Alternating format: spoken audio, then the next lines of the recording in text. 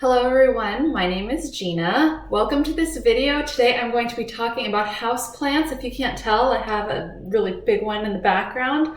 And this video is called Houseplant Pet. And I know that's kind of a silly name, but please stick with me on this one. I think that people who really love their houseplants would agree with me that they kind of become pets, especially the longer you have them. You get more attached to them, especially if they start doing really well and you don't kill them. So I wanted to direct this video. I mean, of course anybody can listen, but I wanted to direct this video to teenagers, people who don't have their own place yet. So when you're growing up, I know I had these feelings. I wanted a pet. I'm a dog person. I couldn't wait to have my first puppy, raise it as my own, be a great dog mom. But a lot of times that doesn't work out right away, right after high school. You're living in apartments, you're moving a bunch, or at least I was. If you live in an apartment that allows pets, a lot of times that comes with some huge pet deposit and sometimes a monthly fee. And there's all these reasons why that won't work out and you have to wait to have the pet that you so want. But every apartment I've ever been in, every home I've ever rented allows you to have plants, and plants are easy to move from one house to the other. So it's a really great thing to kind of, get you fixed for a pet before you can have one of your own. And plants are great. And I will always have plants and continue to buy them. They make your house prettier. They're supposed to be good for your health and your mood. So I'm going to just start with showing you some of the plants that I own. If you want to find out which plants are best to keep, which ones are the hardest to kill. I'm not going to really do too much of that in this video because there's so many on the internet that you can find. So please look up those. There's a lot of great recommendations there. I only keep plants that are easy to keep alive because I have tended to kill them in the past. I am so bad at succulents. I know those are supposed to be easy ones, but I don't know. Maybe I just have to water and so I kill them that way. But anyway, so I'm going to first show you the plant that is in the background here. This is my Dieffenbachia, or the dumb cane plant. It is very tall. I'm just a little bit taller than it, so it really is very large. I've had this plant for about 5 years, and it started out it was still fairly large, maybe that to the bottom, was the plant size. So maybe it started out about here. But it's grown. I had no idea that they could even get this big. But I really, really do love it. It does well in all kinds of light. It's just not super finicky. Just don't overwater. That's sort of the rule across the board with plants, is don't overwater. That's the first mistake that new house plant owners make. But anyways, this guy's great. If you want a larger house plant, it's gonna be fine. Just water it, whenever the soil looks dry. And that's really when I water. I don't water by week. I just pay attention to the plant. And same thing with any damage on the leaves. I always cut any damage off. I've trimmed that a little bit. Anything that looks like it's rotting or mildewing or cracking, or any leaf that just looks unhealthy, it's better to just trim it off with a pair of scissors. That reduces the risk of it getting infected with something, or mold growing or anything like that. So just carefully remove those with scissors, and new growth will come. Another trick about plants in general is that anytime you see new growth or flowers, you're doing something right. So the plant is happy. Okay, so another plant that I do recommend, this is my Pothos. It's a very pretty plant. It has lots of bright leaves. Pothos come in all different types. You can see mine has a little bit of, those aren't the best leaves. Here's a leaf that's sort of different colors. It has some light colors and some dark colors on it. Pothos have all different kinds of leaves and the different varieties. Some are really light, some are almost all white, some are lime green. So you can kind of get a variety that you think looks cool. And these guys, I just really water when the soil looks really dry.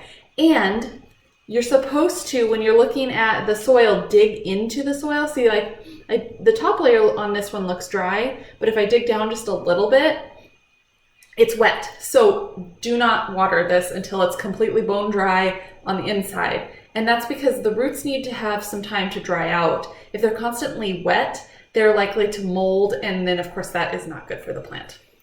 So the next plant, and this plant, by the way, is about, I don't know if I said it already, it's about a year old. I bought this plant over here. Let me go grab it. This plant over here about a year ago as well. And this is still, see, look, this means it's happy. See this little spindly piece here? This is a leaf that's growing, and it's going to grow a little bit bigger, and then it's going to uncurl. So it's a happy plant. But this is a peace lily, and normally it also has flowers. This is another sign. I don't know if you can see my flower. It's a little white. Let me turn it, see if I can get it in the camera. Just a little flower, but it's a little white flower right there. That means it's happy. It likes where it's sitting and how much water it's getting. But those are the flowers for the peace lily. It always has these dark leaves. This is a plant that does better in low light if you don't have a very bright room. And it's pretty easy. This plant of all of my plants likes more water. So they're all different. They all have kind of different things that they like and dislike. But this one I tend to water a little bit more often than the other plants. And then this is my favorite plant. I've had this plant for about 2-ish years now. This is called let's turn it around so it's facing you. This is called an Oxalis triangularis. And this is also known as the Purple Shamrock. See, it's like a 3-leaf clover, but what's fun is that the clover petals are triangles, and they're purple. And you can see here, this is a happy plant too, because it has all these little guys right here. This is going to be a flower, and these can have either white or pink flowers. Mine has a little light pink flower on this plant. And it has a bunch of little babies at the bottom. You can see the little tiny leaves. So it's doing really good. It's really happy. This plant likes a lot of sun. So I put this in a bright window so that it gets as much sun as it can. And that's what keeps this one happy. Again, they're all just a little bit different. And you're going to have to learn what your plant likes over time. And all you have to do is just pay attention to it. It's almost like it has a mood. Like if it gets droopy, it needs water. Or if something's turning brown, maybe you're doing something wrong. I've switched all of my plants to distilled water instead of regular tap water because that was affecting like leaf browning. So I switched that. You can get a gallon at the grocery store for like $1. But that tends to help the plants be a little bit happier. But other than that, all you really do is water. On occasion, the plant will get too big. You need to give it a bigger pot so its roots don't get all smushed in there, and it gets nutrients from its soil. So if you keep the same soil in the pot the whole time, it won't be a happy, healthy plant. It will be like having bad food or food with no nutrients in it, and so the plant won't do that great either. But another fun thing about this plant that I want to tell you is you can kind of see, like with this leaf, that how the leaf is kind of turning down a little bit. In the nighttime, all of these leaves go down and they kind of crunch up into little triangles. It's so pretty, and it's like the plant goes to sleep. So at night it all curls up, and then in the daytime it opens up. So that's a really fun thing I like about this plant. And this is also one that comes in lots of different varieties. My mom actually has a lucky shamrock is what it's called, and this is called the Purple Shamrock, and that has green leaves, and it has little white flowers.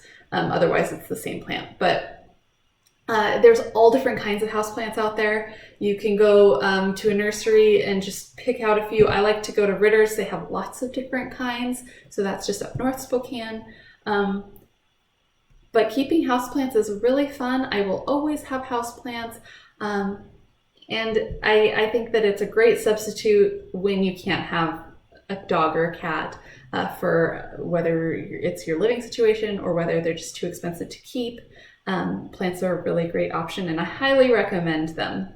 So I hope you go check out go get a houseplant of your own, and please let me know if you guys are houseplant lovers and what kind of plants that you have at home in the comments below. Thank you for watching, everyone. Bye-bye.